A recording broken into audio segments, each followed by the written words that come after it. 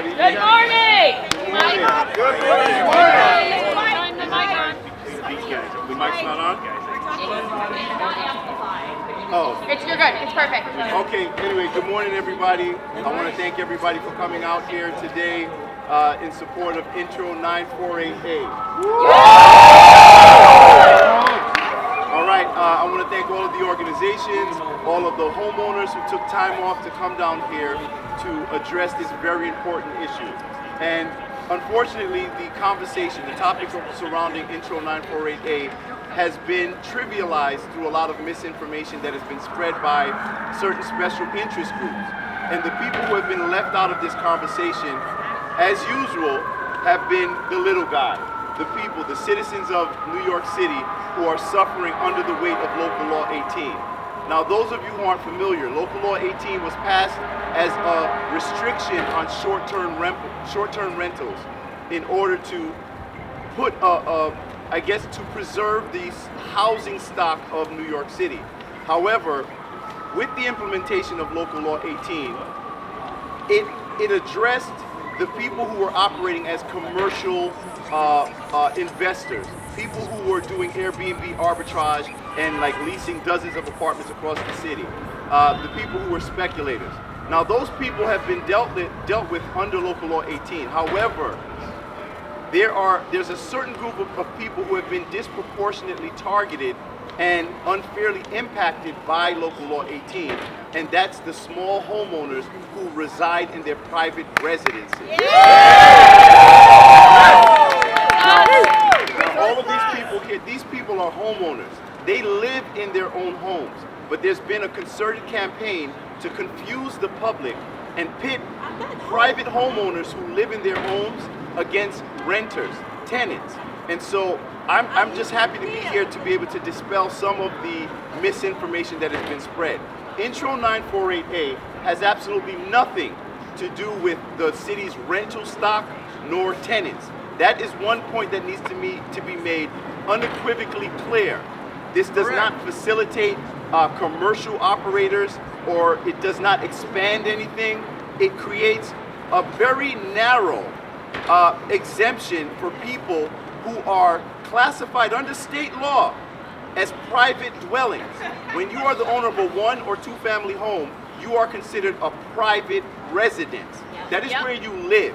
So to pass a law that is, it is so much overreach, trying to tell people who they can have as a guest within their own home, even telling people that you can't even have a lock to secure your bedroom if you have a guest. That's just ridiculous. I mean, how many people, there are women here, there are single professional women here who own their homes, but the rules under Local Law 18 and the OSC enforcement say that if that woman decides to host a guest from some country or anywhere, a tourist coming into the city, she cannot secure her bedroom. And neither can the person that she's hosting secure their belongings. That's ridiculous. And there's also another provision that basically states that you must remain inside the location where your guest is staying. Now, I don't know how many of you guys have ever gone on vacation Jamaica or Florida and you went and got an Airbnb. I don't know how many of you guys were just sleeping in there with the owner of the place in the next bedroom.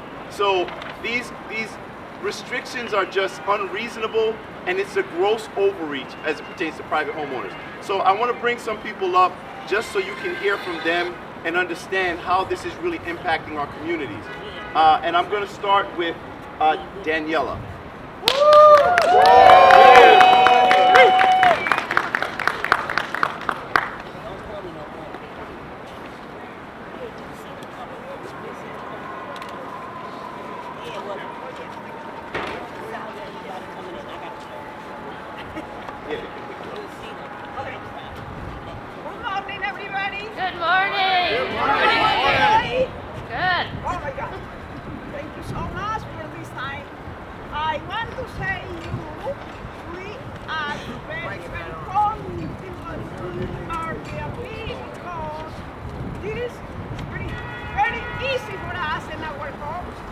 And it's very, very nice time for no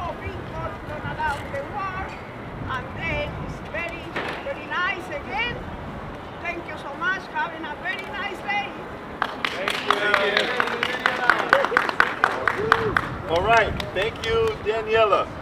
Oh, wow. Pull this back up. So, just a brief point before I hand it over to the next speaker.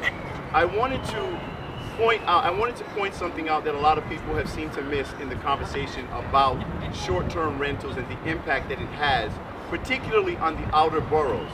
There are a lot of neighborhoods in New York City that some tend to be under-resourced. A lot of them tend to be overlooked. A lot of those neighborhoods don't even have the amount of hotels that could accommodate tourists who come to the city. But one of the benefits of short-term rentals, and especially with 948A, passing 948A, it reinvigorates those local economies in those neighborhoods, especially in the outer boroughs, where a lot of the small businesses were relying upon that foot traffic in order to sustain those businesses. So when you facilitate tourism to come into the outer boroughs, it doesn't detract from anything. What it actually does is it bolsters the tourism revenue that comes into New York City. Why? Because there are a lot of people who come into, when everybody visits New York City, where do they go? When you come to New York, everyone goes into Manhattan, right? That's where, Broadway is, that's where, Times Square. So when you have all of these tourists who can't afford to pay $500 a night for multiple rooms to host their family members if they come as a family, when they can come and stay with a family in their home for $89 a night or something like that, what it does is it increases the tourism capacity that always funnels straight into Manhattan. So it is actually something that increases tourism revenue while also contributing to the local economies. So there's no reasonable justification to oppose Intro 948. And I'm going to bring Ryan in to speak to that very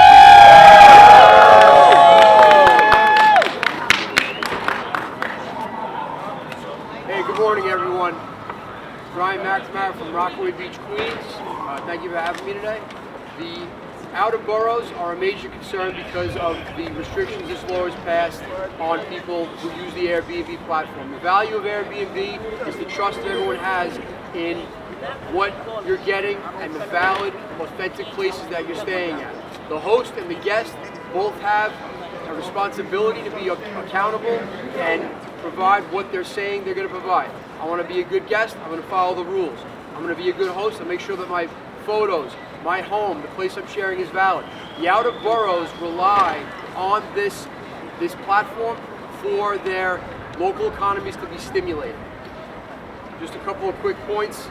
Outer boroughs could experience $1.6 billion less in projected business spending, over 15,700 fewer jobs, $573 million less in worker earnings from Airbnb following New York City's stringent short-term rental law. New York City's short-term rental law has not increased housing availability or affordability as promised. The Wholesale Trade Commission did this to lobby for it, and these are their profits from it. The vacancy rates have gone unchanged. Rents continue to rise, despite the Airbnb listings dropping by approximately 92%. Before Local Law 18 was passed, the housing stock, Airbnb, it was only 1%. Minimal, not even a dent. Hotel prices have surged since Local Law 18, while visitors have faced limited, more expensive accommodation options, and almost exclusively in Midtown.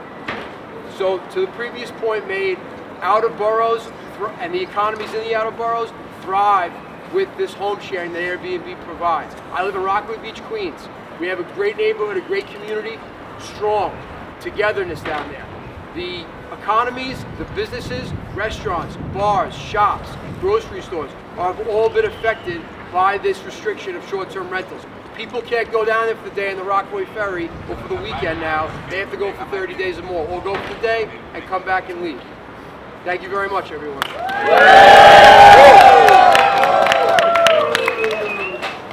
All right, before I get to the next guest, I'm just going to say really quickly, because I'm using this time to debunk a lot of the false information, so I'm just trying to get it out as much as possible, all right? Now, one of the assertions that you've heard, and I believe we just heard it from the housing chair, that she may be a little confused about, is that she believes that Intro 948A somehow facilitates misuse of short-term rentals by allowing investors to buy up these private dwellings and increase their capacity and turn these homes into investments. Well, that's false, and I'm happy to explain to her how that is false, and because I wrote this stuff out here just so you guys. All right, let's just put it plain and simple. There is already an enforcement mechanism and a verification mechanism that exists under Local Law 18 to verify your primary residence. Intro 948A, it applies specifically to natural persons who reside within their 1 and 2 family dwellings, their private residences. So this fear of investors coming in and turning these homes into Airbnbs, it's unfounded. Why? Because there is already enforcement mechanisms in place, and also LLCs aren't people. You cannot verify and prove that you're a person living in the home if you're an institutional investor. So I just wanted to make that very clear to combat a lot of the confusion that is out there. And I'm going to pass the mic to, we're almost done, I'm going to pass it to Curtis.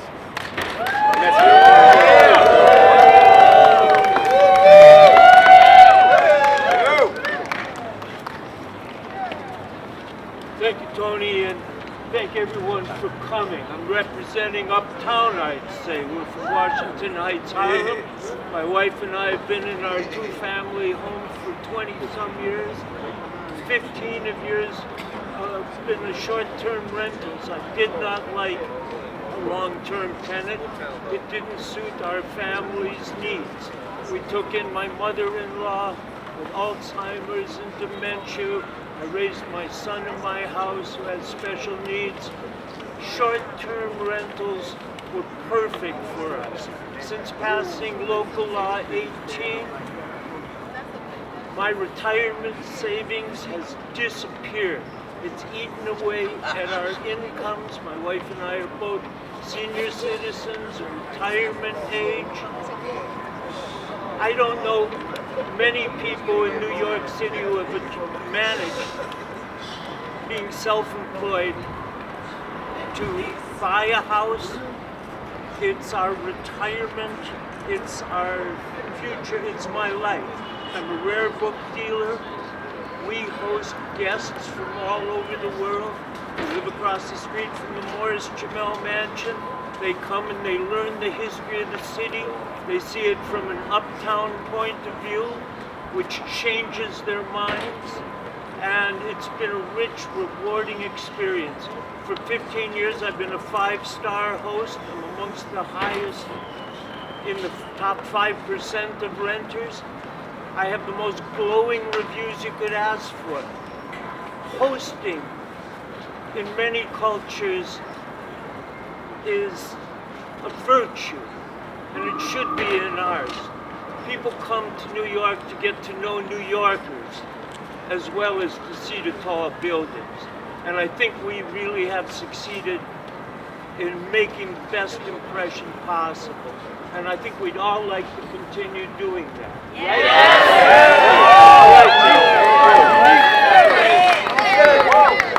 Yeah, I think it's important that everybody understand that, you know, we are not going to be forgotten. We're not going to be dismissed. And we need to make sure that our city council members hear us. So when I say our homes, you say our rights. Our homes, our rights. Our homes, our rights. Our homes, our rights. Our homes, our rights. Our homes, our rights. Our rights. Our rights. Our rights. Our rights. Our rights. Our rights. Our rights. All right. All right. All right.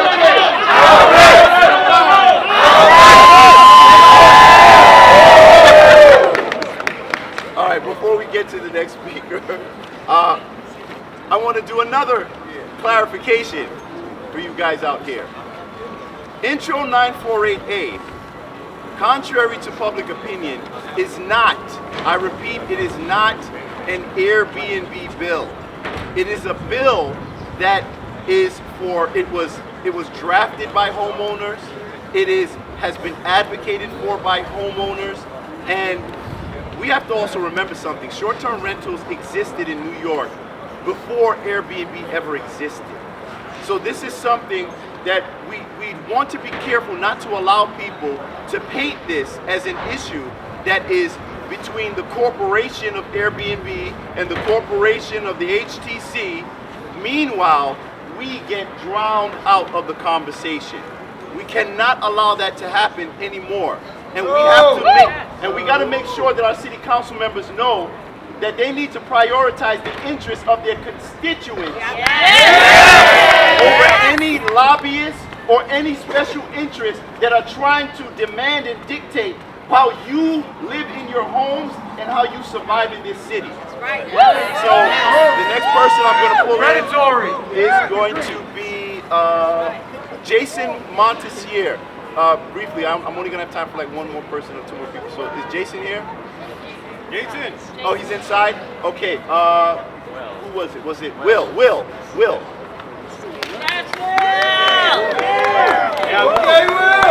Hey, thank you guys for everybody joining us.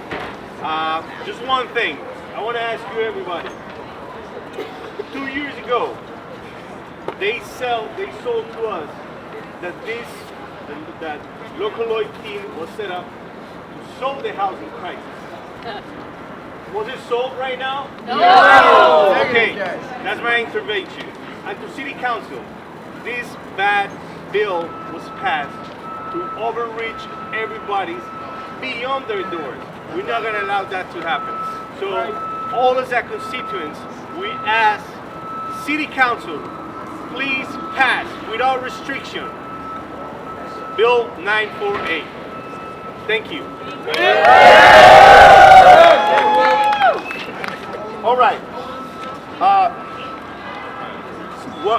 Okay, so, all right, before I do my next segment of debunking misinformation, can we hear from the homeowners? Our homes, our rights! Our homes, our rights! Our homes, our rights! Our homes, our rights! Our rights!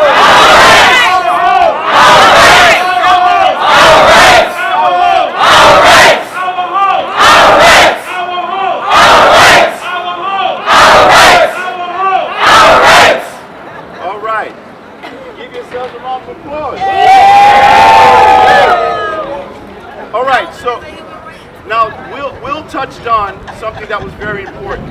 Local Law 18 was presented and written and passed as a measure to not only curb quote-unquote illegal rentals or short-term rentals or illegal hotels, but very important here, it was passed as a measure to preserve the housing stock in New York City.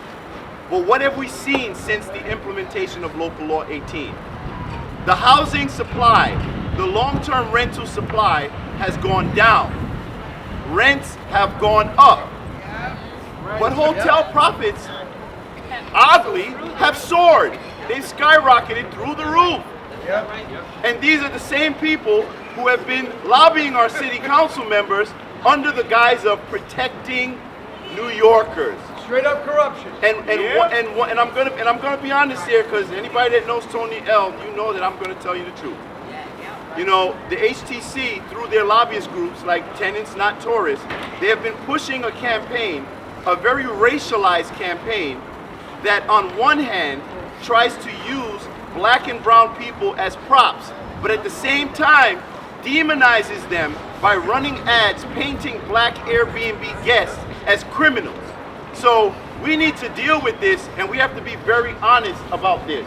We can't fall for the triggering that people use in order to get us to fight against our best interests. We have to understand that many of those HTC protesters who are out here rallying before, many of those people don't even understand the tenets of Intro 948 and how Intro 948 actually protects a lot of those HTC union members. Why? Because there are so many HTC union members who are homeowners, and the HTC has rules that prevents them their own members from sharing in their own homes. So if the HTC has a concern about jobs being lost or some by their members, maybe they should pay them a little bit more, because right now the hotel profits are up, the salaries are up, the jobs are up. They don't even have a contract. So where is this pressure coming from? So I implore our city council members to prioritize the interests of your constituents and not allow yourselves to be fear-mongered or intimidated or bullied by a lobby that is trying to put you in a position where you are going to betray the interests of the people you represent. The jobs in the outer boroughs took a hit. And thank you guys for coming out. Our homes,